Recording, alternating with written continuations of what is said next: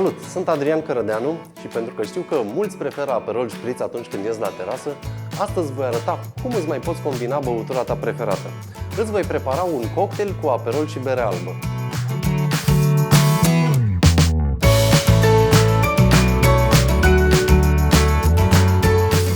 O să avem nevoie de o sticlă de bere albă, pentru că are un gust dulce și fructat, 40 de ml de Aperol, 30 de ml de suc proaspăt de lămâie, aproximativ 6 lingurițe, coajă de lămâie și gheață cuburi. Începe prin a stoarce sucul de la o lămâie într-un pahar.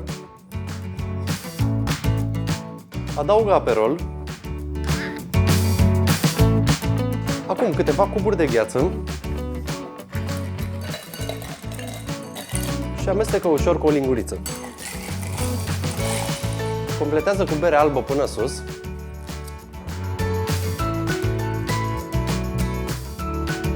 Iar acum, pentru un plus de aromă, stoarce coaja de lămâie deasupra paharului.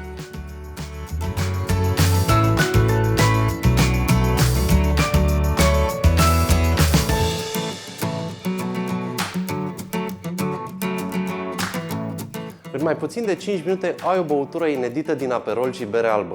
Nu îl vei găsi pe la vreo terasă, dar cu siguranță îți vei putea impresiona prietenii în weekend cu el. Cam atât pentru astăzi, îți urez o zi minunată! Pentru alte idei de băuturi cu sau fără alcool, abonează-te la canalul nostru de YouTube și nu uita să dai like paginii de Facebook culinar.ro.